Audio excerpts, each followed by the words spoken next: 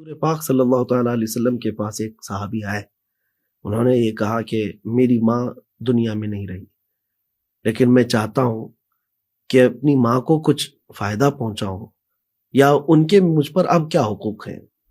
تو جو حدیث پاک کے مفاہیم ہیں اس میں سے ایک یہ ہے کہ ماں باپ زندگی میں ان کے جو رشتے تھے ان کو برقرار رکھنا، یہ ان کے حقوق سے ہے. واہ واہ واہ. کہ ماں کے جو رشتے تھے وہ خالہ ماموں وغیرہ ہیں، باپ کے جو رشتے تھے وہ چاچا پھوپھیاں وغیرہ ہیں، ان سے تمہارے رشتے برقرار رکھنا یہ ان کے حقوق میں سے. اللہ اکبر. اور دوسری چیز یہ ہے کہ اللہ اس کے رسول کی رضا میں تمہارے والدین جن چیزوں سے خوش ہوا کرتے تھے ان کاموں کو جاری رکھنا یہ بھی ان کے حقوق میں سے ہے. وہ تمہیں جیسا دیکھنا چاہتے تھے ویسے بنے رہنا یہ ان کے حقوق میں سے ہے. اللہ. تو اولاد جو ہے ان کے بعد بھی ان کے مشن کو لے کر کے چلے، ان کی آنکھوں کی وہ ٹھنڈک ہے، سبحان اللہ.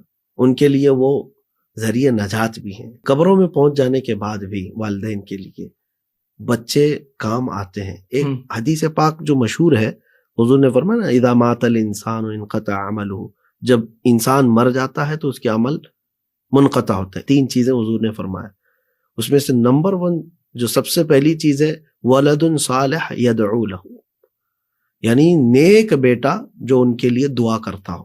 واہ واہ. اسی جملے پر توجہ کریں. باقی 2 اور ہیں کہ علم نافع جس سے لوگ فائدہ اٹھا رہے ہوں، صحیح. اور صدقہ جاریات. ٹھیک. 3 چیزیں جو قبر میں بھی پہنچتی ہیں. لیکن سب سے پہلی چیز کیا ہے؟ نیک بیٹا چھوڑ کے گیا ہو جو اس کے لیے دعا کرتا ہو. یہاں مطلب یہ ہے نیک بیٹا ہے کون؟ اس ایک جملے میں میرے آقا صلی اللہ علیہ وسلم نے پورا بیان فرما دیا. یعنی نیک بیٹا ہے وہ جو والدین کے لیے دعا کرتا ہو. اللہ اکبر. اللہ. یعنی جو والدین کے لیے دعا کر رہا ہو وہی نیک بیٹا ہے، اور جس نے ایسی اولاد چھوڑی ہے جو ان کے لیے دعا کر رہی ہے وہی صالح اولاد ہے. سبحان اللہ. سبحان اللہ. آج تو بچوں کے حالات ایسے ہو گئے کہ وہ اپنے ماں باپ کے لیے دعا کرنا بھی بھول گئے. جی جی. انتقال ہو جانے کے بعد برسا برس ہو گئے، لوگوں کو ان کی نہ خبریں معلوم رہ گئیں، نہ ان کے پاس اتنا وقت رہ گیا کہ ان کے پاس حاضری دیں. سرور کائنات، فخر موجودات، امام الانبیاء، سید المعصومین، رسول رحمت صلی اللہ تعالیٰ علیہ وسلم اللہ کے حبیب ہیں، مالک جنت ہیں. لیکن آپ کے متعلق صحابہ فرماتے ایک بار آپ کے ہاں ایک خاتون آئی، حضور پاک صلی اللہ علیہ وسلم کھڑے ہو گئے اور اپنی چادر بچھایا، اس خاتون کو بٹھایا اپنی اس چادر پر. ادب کا یہ مظاہرہ دیکھ کر صحابہ نے پوچھا یا رسول اللہ صلی اللہ علیہ وسلم اس خاتون کا ادب؟ حضور صلی اللہ تعالیٰ علیہ وسلم کی والدہ ماجدہ تو وصال فرما گئی تھی جب حضور بچپن میں تھے. تو صحابہ نے جب یہ پوچھا تو حضور نے فرمایا یہ مجھے دودھ پلانے والی ماں حلیمہ ہے. اللہ اللہ. یعنی رضائی ماں کا یہ ادب ہے. سبحان اللہ. تو جس ماں نے 9 ماہ اپنے پیٹ میں رکھا ہے اس کا ادب کتنا ہو. کیا کہنے وہ سب.